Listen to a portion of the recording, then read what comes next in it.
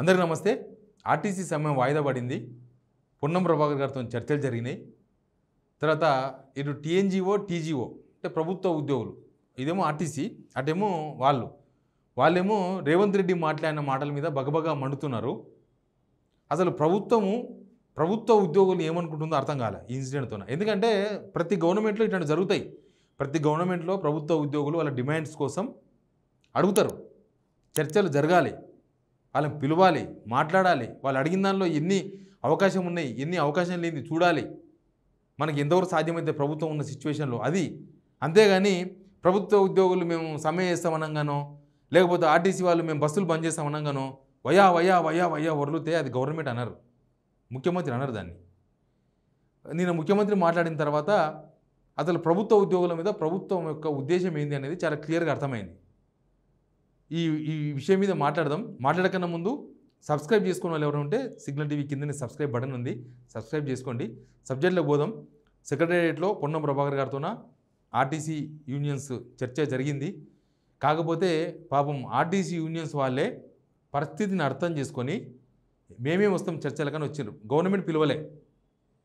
చెప్పినా కదా, పొన్నం ప్రభాకర్ గారు ఆయన minister, first time MLA, first time minister. అసలు 100 మెట్లు దిగైనా సరే కార్మికులతో మాట్లాడాల్సి ఉండే ఆయనంతలకు ఆయన. కానీ ఆయన మొన్న కరీంనగర్లో ప్రకటించాడు, మేము చర్చలకు సిద్ధంగా ఉన్నాం, మా డోర్లు ఓపెన్ ఉంటాయి, మీరు ఎప్పుడైనా రండి.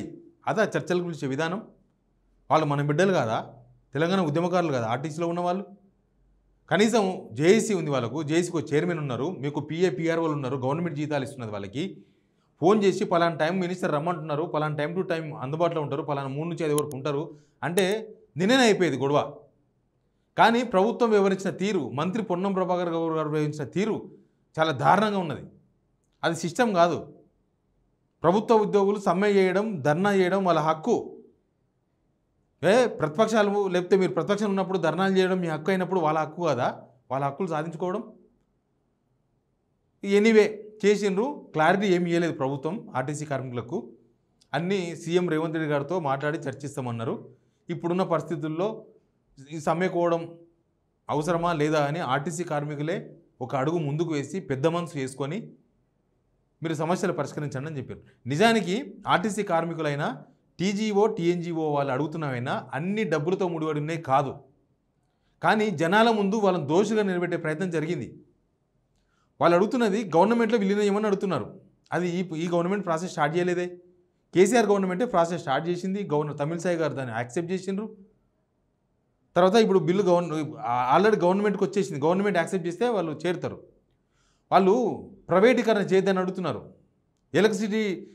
ఎలక్ట్రిక్ బస్సుల కోసం డిపోలను ఇవ్వకండి, అట్లా చేస్తే మా ఉద్యోగాలు పోతాయి, మా కడుపు కొట్టినట్టు అవుతుంది అని అడుగుతున్నారు కార్మికులు. మమ్మల్ని బెదిరిస్తున్నారు డిపో మేనేజర్లు, లేకపోతే ఆ డిపోలో ఉండే సిబ్బంది మమ్మల్ని వేధిస్తున్నారు, ఇబ్బంది పెడుతున్నారు, మనం చిన్న కారణాలు చూపించి ఉద్యోగాలు తీసేస్తున్నారు. ఇవన్నీ డబ్బులతో సంబంధం ఉన్నాయా?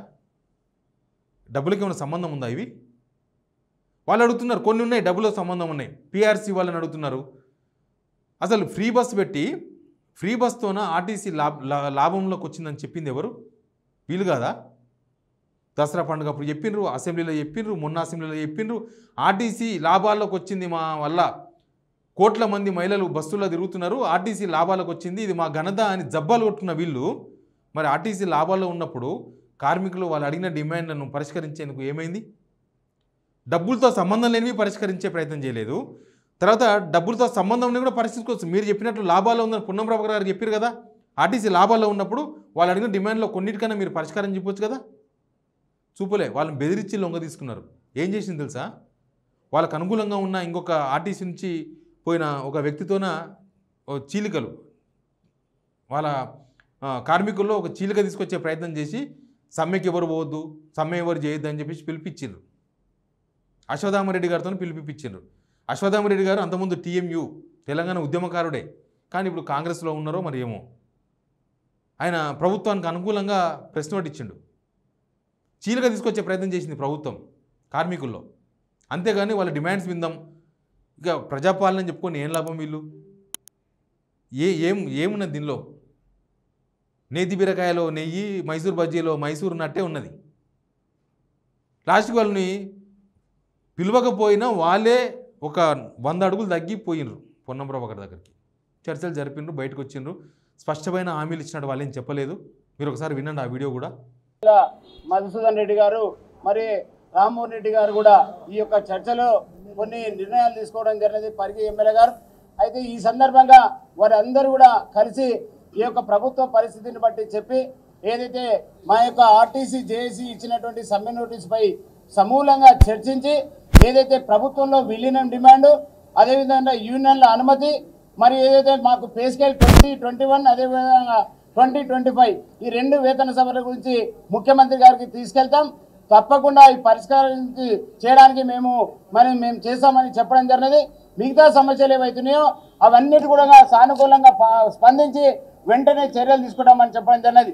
అందులో ప్రధానంగా ఏదైతే ప్రైవేట్ ఎలక్ట్రికల్ బస్సులు ఏవైతున్నాయో అవన్నిటి 2800 బస్సులను ఆర్టీసీకి కొనివ్వడానికి మరి ఈరోజు ఈ యొక్క మంత్రివర్యులు ఒక ఆర్డర్ కూడా అంటే ఒక ఇక టీజీఓ టీఎన్జిఓ అసలు ప్రభుత్వంలో వ్యవస్థ నడిపేదే వీళ్ళు. వాళ్ళ మీద నోరు పడేసుకుంటారు. 2% వాళ్ళకు 98% వాళ్ళని కట్ చేసి మీకు ఇవ్వాలనా, మీకు పెన్షన్ తీసి ఇవ్వాలనా, మీకు ఏంటది 2000 రూపాయల వాళ్ళకి పెన్షన్ బంద్ చేసి మీకు ఇవ్వాలనా, మీకు పెంచాలనా అని. మరి లాస్ట్ మీ దగ్గర 2 times 3 times వాళ్ళు సమావేశమైనారు. అప్పుడు చెప్పొచ్చుగా మీకు ఇయ్యనని. వాళ్ళని పిలుచుకొని మాట్లాడి ఓ సబ్ కమిటీ వేసారు. ఓ సబ్ కమిటీ బట్టి విక్రమార్క గారు ఇంకెవరో ఉన్నారు దానిలో. టైంపాస్ కమిటీలు, సబ్ కమిటీలు అంతా కూడా టైంపాస్ కమిటీలని ఈ ప్రభుత్వ ఉద్యోగుల విషయంలో కూడా తేలిపోయింది. ఇప్పటిదాకా ఒక్క సమావేశం పెట్టలే. వాళ్ళు కలిస్తే చాయ్ బిస్కెట్లు తినిపించి పంపిస్తుంటే మాకు ఫోటోల కోసం మేము రాము, ఏదైనా చర్చల కోసం వస్తామంటే బంద్ చేసింది పిలవడం. మరి సబ్ కమిటీ ఏం లాభం? ఈ ప్రభుత్వము బయటికి చెప్పేది వేరు, చేసేది వేరని క్లియర్గా అర్థమవుతుంది దీని బట్టి చూస్తే. వాళ్ళని ఎట్లంటే ప్రభుత్వ ఉద్యోగులను ఒక దొంగల్లాగా చిత్రీకరించే ప్రయత్నం చేసినారు. ఇప్పుడు రిటైర్డ్ ఎంప్లాయీస్ ఉన్నారు, వాళ్ళకి ఇవ్వాల్సిందే కదా, వాళ్ళ పైసలే కదా అవి, ఏమన్నా గవర్నమెంట్ పైసలా? వాళ్ళ రిటైర్మెంట్ బెనిఫిట్స్ వాళ్ళు దాపెట్టుకున్న పైసలే కదా. జీపీఎఫ్లు అయినా పిఎఫ్ అయినా వాళ్ళు దాపెట్టుకున్న పైసలు అవి. గ్రాడ్యుటీ అయినా వాళ్ళకి ఇవ్వాల్సిందే కదా, వాళ్ళ హక్కు కదా అవి. వాళ్ళకి ఇయ్యనికే రేవంత్ రెడ్డి గారు తప్పు మాట మాట్లాడారు నిన్న. బోనస్ అని మాట్లాడినారు. బోనస్ ఇచ్చేది సింగరేణి కార్మికులకు లాభాలు వచ్చినప్పుడు ఇస్తారు, దసరాకి ఇస్తారు. వీళ్ళు బోనస్ అడుగుతలేరు. ఇంకా బోనస్ ఇచ్చే స్టేజీ లేదు. తెలంగాణ వచ్చినప్పుడు బోనస్ ఇచ్చారు. వాళ్ళ హక్కు వాళ్ళకి ఇవ్వాల్సిన వాళ్ళకి ఈయనకినే ఇన్ని తంటాలు పడుతున్నారు. పిఆర్సీ అనేది 2023 అయిపోతే 5% కేసీఆర్ ఇచ్చారు. ఇప్పటిదాకా దిక్కులేదు. మళ్ళా అప్పట్లో ఒక కమిషన్ కూడా వేసినట్టున్నారు. అక్కడి నుంచి రిపోర్ట్ కూడా తెప్పించుకునే టైం లేదు, ఓపిక లేదు. సో దీనిలో రేవంత్ రెడ్డికి సలహాలు ఎవరు ఇస్తున్నారో అర్థమైతే లేదు. రేవంత్ రెడ్డి చుట్టూ ఒక పనికిరాని బ్యాచ్, ఒక కోటరీ ఉంది. వాళ్ళు ఎవ్వరికి ఎక్స్పీరియన్స్ లేదు. వాళ్ళ వృత్తి వేరు, వాళ్ళ ప్రవృత్తి వేరు. ఆయన చుట్టూ ఉన్న వాళ్ళలో ఒక్క తెలివైనని పెట్టుకోలే, ఒక్క మేధావి లేడు. గవర్నమెంట్ ఎట్లా నడపాలి, ప్రభుత్వ ఉద్యోగులను ఎట్లా మెయింటైన్ చేయాలి, ప్రభుత్వ ఉద్యోగులతో ఏం మాట్లాడాలి, ఏం లేదు. ఏదో ఇంట్లో జీతగాన్ని బెదిరించినట్టు అదిరించినట్టు మాట్లాడుతున్నారు వాళ్ళ మీదకి. అది చర్చలు పిలవాలి, చర్చలు కూర్చోబెట్టాలి, మాట్లాడాలి. అవును పరిస్థితి ఇట్లా ఉంది, ఇవ్వాలి కాదు, మాకు టైం ఇవ్వండి, ఒక 6 months టైం ఇవ్వండి, అప్పటికి మనం పుంజుకుంటామేమో చూద్దాము, ఇప్పుడు ఇవన్నీ మా కష్టాలు ఉన్నాయి, మా ఖర్చులు ఉన్నాయి. ఇది సిస్టమ్. అంతేగాని రచ్చగడ్డెక్కి మొత్తుకుంటారు ఎవరన్నా. రచ్చగడ్డెక్కి వాళ్ళు ఇట్లా వీళ్ళు ఇట్లా జనాలను ఉసిగొలుపుతున్నారు. కానీ జనాలకు కూడా తెలుసు ఇక్కడ ఏం జరుగుతుందో పర్టికులర్గా మొత్తం తెలుసు. ప్రభుత్వ ఉద్యోగుల మీద అట్లా ఇప్పుడు సెంట్రల్లో కూడా ఇస్తారు డిఏలు. ఒక్కనాడన్న సెంట్రల్ గవర్నమెంట్ ఉద్యోగులు ఒక్కనాడన్న ధర్నాయంగా చూసినామా? ఆటోమేటిక్ వచ్చేస్తుంది. అది సిస్టమ్. పిఆర్సీ కూడా సిస్టమ్ అంతే, నడుస్తూ ఉండాలి.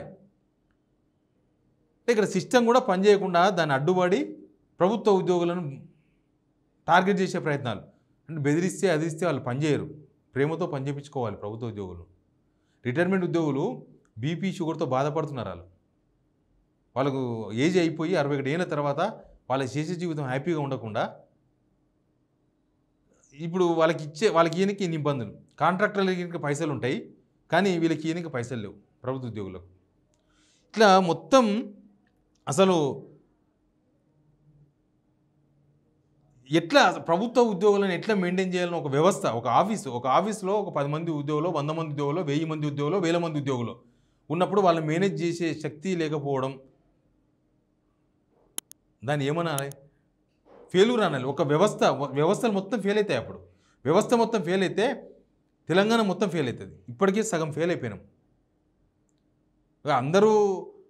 అందరినీ అందరిలాగానే అందరూ అన్నారు రేవంత్ రెడ్డి గారు, మీరు రాజకీయ పార్టీల దానిలో పడకండి అని. అంటే ఎవరు ఏం చేసినా వాళ్ళ డిమాండ్స్ కోసం అడిగినా రాజకీయ పార్టీల ప్రోద్బలం ఉన్నట్టేనా? దానికి అర్థం పడతాం ఏమి ఉండదా?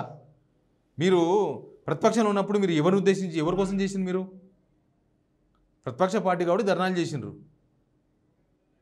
ఇక ఎవరు ధర్నాలు చేసినా ప్రభుత్వ ఉద్యోగులు వెనుక ఆ పార్టీ ఉంది, ఈ పార్టీ ఉంది. ఏం మాట్లాడతారో అర్థం కాదు, ఏం చేస్తారో అర్థం కాదు. అసలు ప్రభుత్వం ఉందా లేదా? మనం ఏమన్నా వేరే ఎక్కడన్నా చైనా లాంటి దేశాల్లో బతుకుతున్నాం ఏమన్నా మనం? రాజు ఎంత చెప్తే అంతే అన్నికే రాజుగానే ఎక్కువ ఉంది ఇది. ఇక రాజే నయ్యం, రాజు కూడా అప్పుడప్పుడు కరణిస్తాడు. ఇది అట్లా కూడా లేదు, రాజరికం కూడా బెటరే. ఇది అరాచకత్వం లాగా కనిపిస్తుంది. ఎనీవే, ప్రభుత్వ ఉద్యోగుల విషయంలో వివరించిన తీరు చూసిన తర్వాత ప్రభుత్వం వివరించిన తీరు, వీళ్ళు ప్రజల పట్ల అట్లే వ్యవహరిస్తారు, జనాల పట్ల అట్లే వ్యవహరిస్తారు, అందరి పట్ల ఇట్లే వ్యవహరిస్తారని మాత్రం క్లియర్గా అర్థమైంది. ఇక దానికి ఎవరి ఫెయిల్యూర్ ఇది? రేవంత్ రెడ్డి ఫెయిల్యూరా? గవర్నమెంట్లో ఉన్న మినిస్టర్స్ ఫెయిల్యూరా? కనీసం సీనియర్ మినిస్టర్స్ ఉన్నారు, వాళ్ళు చెప్పలేకపోతున్నారా? ఆయనకి చెప్తే ఇంటలేడా? అసలు ఏమైందో కానీ ప్రభుత్వం వివరించిన తీరు మాత్రం చాలా చాలా దారుణం. ఇది ఫ్యూచర్లో జనాలపైన కూడా ఇట్లే ఉంటుంది. ఇప్పటికే జనాలపైన అట్లే స్పందిస్తున్నారు. అక్కడక్కడ కేసులు పెట్టించుడు, వాళ్ళని తీసుకుపోయి జైలు వేస్తుడు, నాన్ అవైలబుల్ కేసులు పెట్టుడు, చిన్న పోస్ట్ పెట్టిరని రకరకాలుగా నడుస్తున్నాయి.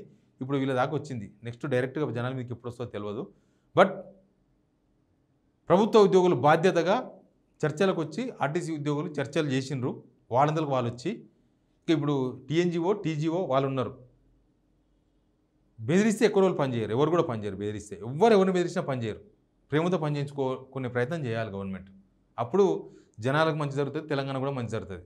లేకపోతే ఇంకా అట్లే అవుతుంది, చెప్పులు ఎత్తుకపోతారు అన్నట్టే ఉంటుంది. Please subscribe signal TV.